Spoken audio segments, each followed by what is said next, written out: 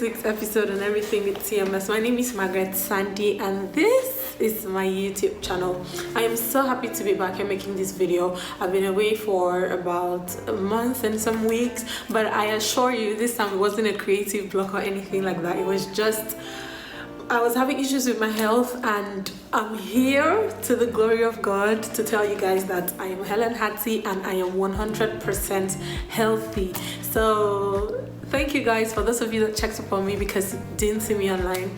Thank you for being amazing, but I'm back now and I'm 100. Yeah, so I would want to take you guys on my journey, my health journey. It's kind of weird because it's, to some people it's nothing serious. I mean, I just woke up one day and I had milk. I'm lactose intolerant, so I had a glass of milk because I was hungry and there was nothing in the house to eat except bread and milk. So I had milk, and immediately, I mean, I know what follows after drinking milk is usually the farting, the bloatedness, and the bloating, and other stuff. But this time around it was worse. I mean, I felt this sharp pain in my right lower abdomen, and it was really painful. It was sharp and it was, oh my god, I don't know how to explain. It was driving me crazy. And then after some time it spread to the center of my tummy and it was everywhere. It was like my tummy was burning up. I was dying.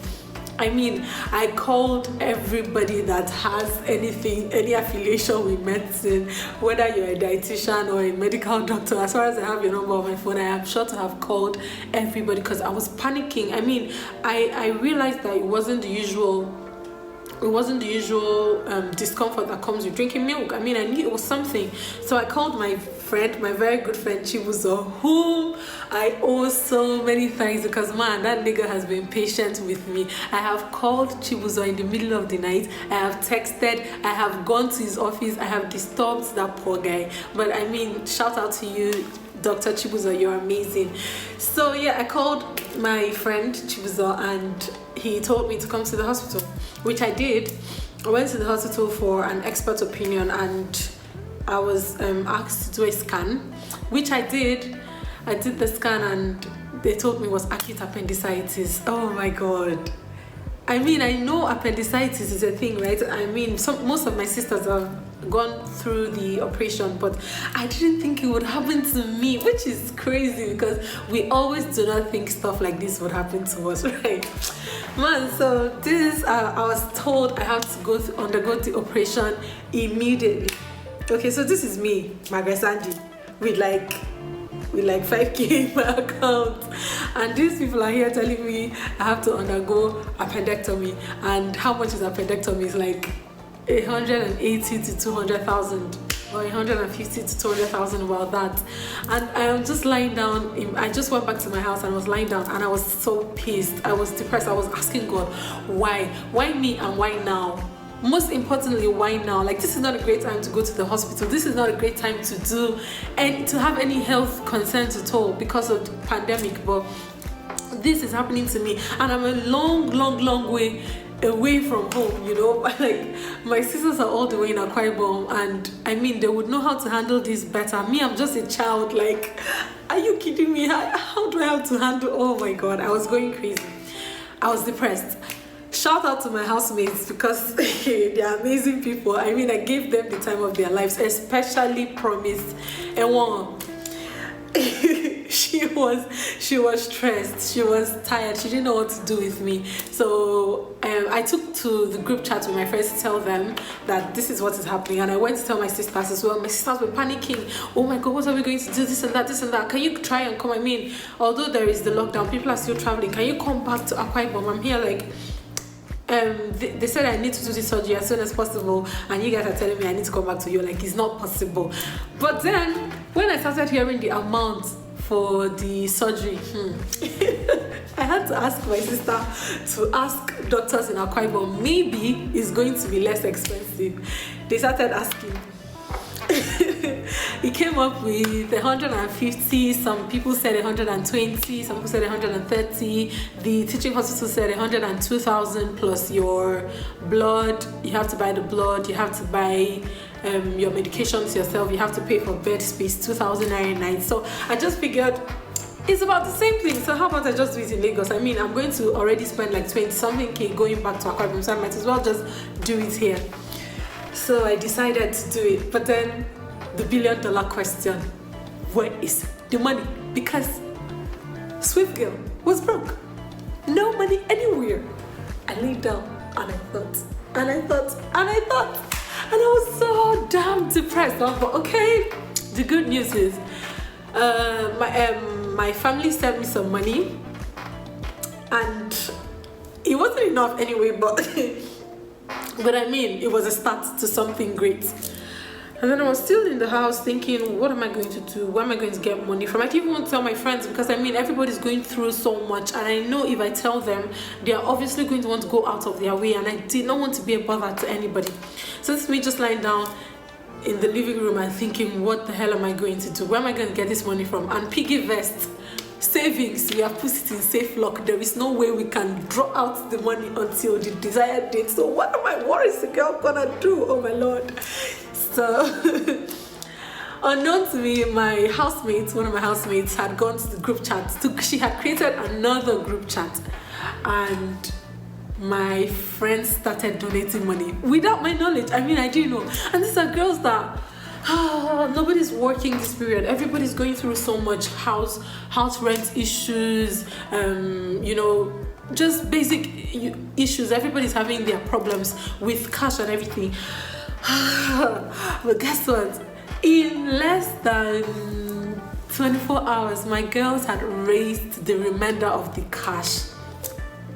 Like, I'm just lying down in the night and thinking, and then my friend comes in like, why are you being so annoying? Why are you being so annoying? Like, why, you know, some things just happen in life. You just have to take it in stride. I'm like, guy, you don't understand. This thing has not happened to you before. Guy. And she's like, I just transferred money to you. And I'm like, what? Stop. This is us that we don't even have food items in the house. So, like, we are yet to buy our food items because no money, and everybody's just waiting for their salary to drop, you know. And then you girls go and you know, God, my sisters didn't even understand when I was making such a fuss about it, because they just felt, oh, these are your friends, they always come through. But they didn't understand, like, this time it was different. These girls are having their own problems, and then they drop everything when I call and come running. Like, I don't know what I did to deserve the kind of friends that I have, but I'm so grateful for my friends and my sisters, because my sisters they were a mess. This one would call, they would call and they just didn't know what to do, because I mean, I'm one of the youngest siblings, and my elder sisters are there like, this girl is going through so much stress in Lagos, and what can we possibly do to make life easier for her, you know? But it was crazy. Anyway, all in all, so my housemates and I went to the hospital with my niece, and they're supposed to be my caretakers for the pre-surgery and post-surgery. So we went to the hospital and they prepped me for the surgery, and I wasn't prepared for it, to be very honest. I just felt like it was going to be something that immediately after the surgery I'd be good. I mean, but it was the exact opposite.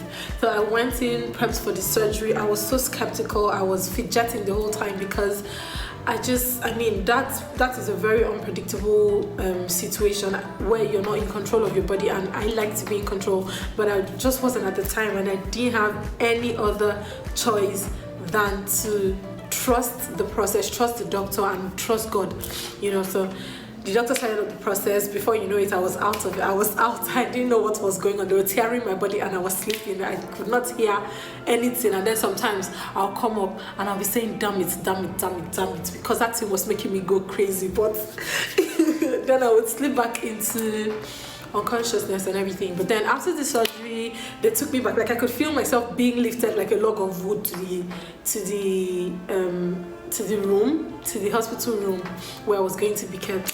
And I was there. My friends came to see me, like, some of the friends, the ones that were available. I was just looking at them and seeing them through you know, one kind.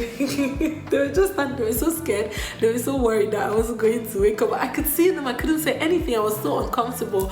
And I would later see videos that my friends made. And to be honest, I am very, very, very embarrassed about these videos. Anyway, so I was in the hospital for like 3 days, and then I was discharged. Everything was going according to plan. I mean, my bowel movement had returned, and I was so eager to eat food. Like, I've not been that eager to eat food. I mean, if you know me already, you know that I like food. So staying without food for 2.5 days, it was stress. It was, I hope it never repeats itself. Anyway, so after my bowel movement had returned, the doctor said I could drink Lipton for a start. So my friend gave me 4 teaspoonsful of Lipton, and I was so angry because I saw them eating food and I just wanted to jump the process and eat food. But then I had to wait. The following morning they said I needed to drink custard, which I hate, but I had to, so I took custard. And then they said I could eat in the evening. I was so happy because I needed to eat. So I had rice, really soft rice in the evening. But then in between all of these, I couldn't pee. I was so pressed and I couldn't pee. And for some reason, I feel like the nurses at that hospital were incompetent or something, because I've been in a hospital setting or a hospital situation where a nurse has inserted catheter into a patient's body for the patient to urinate, and it was so easy. But for me, I don't want to tell you what those people did to me. Oh God, they tried to insert the catheter and visual what's it called? Just imagine, like have a visual picture in your head. I don't know what's wrong with visual. Have a picture in your head, Sha, of what this could possibly be like. So I'm just lying down, and these people are holding my vagina and spreading it and trying to insert catheter, and it's not going in. For some reason, like, why is it so tight? Why can't we? I'm like, what the hell? Why can't you people push these things? Like, I'm going to stand up. Okay, I thought I would be able to stand up and bend over and just insert it, because what the hell is just catheter? Then the male nurse kept trying. My friend was like, leave her alone, don't worry, forget about it. Let her just, don't worry, when she wants to pee, when she really wants to pee, she's going to pee. So the nurse now goes, don't worry, there's Macintosh on the bed. If you want to pee, just pee on the bed. We are going to clean it up. I thought it was something that I wouldn't be able to do, to be honest. I'm embarrassed on my behalf, but I had to do it. I had to pee on the bed because there was no way I would stand up to urinate, because the surgery was still pretty fresh, you know. Anyway, so after that situation, thankfully, the following day I was able to stand up myself with a little aid from my caretakers and go to the bathroom to ease myself. Yeah, so after that, the post-surgery has been a blur. I mean, I had complications because the operation site started draining pus a few days after the surgery. About 2 days after I was discharged, 5 days after the surgery, the operation site started draining pus. I was panicking, and like I said, the only person I could call at the time was Chibuzo, my doctor friend. So I called Chibuzo and told him, and he asked me what I was taking, I should monitor it and all that. So I was changing the gauze and dressing the wound about 4 hours every day. It was horrible. It was horrible stuff. So that draining slowed down the healing process a lot, because I mean, usually I would be good in like 2 weeks, in like a week, in like 10 days, 2 weeks, but that wasn't the case. I mean, my own healing process took up to a month, roughly a month, yeah. So anyway, all in all, this is I'm sending a shout out to my sisters for being amazing, and you guys don't need to panic. I'm a big girl, I can take care of myself. And I'm also sending a shout out to my friends, my girls for coming through for me like they always do. Like, I don't know what I did to deserve you guys, but I know that I am a really blessed person for having you guys in my life, and you people need to get married because these men are sleeping on you guys. Like they don't know. Do you know? So let me call my friends. First of all, shout out to Enwa, Shalom, Z, Kim. Shout out to UD. Shout out to Sharon. Shout out to Mildred. Oh my God, you guys. Shout out to Ada. Shout out to, I'm sorry, I don't want to miss anybody because they'll beat me up. Shout out to Ima, Her Excellency. Shout out to, I don't know whose name I've not mentioned, Vanessa. Hey, Jesus. Anyway, shout out to all of my friends. You guys know you're amazing, and I love you guys very much because you hold a very special place in my heart. Shout out to the people that were there for me in spirit, the people that prayed, the people that fasted because they were scared. They were scared Margaret Sandy wasn't online. Shout out to you guys. You guys are amazing, amazing, amazing people. So here I am. I'm back. And I am so happy to have you guys. Am I looking fresh or what today? I feel like this glove is blinding. This is only how I act when I see my crush coming.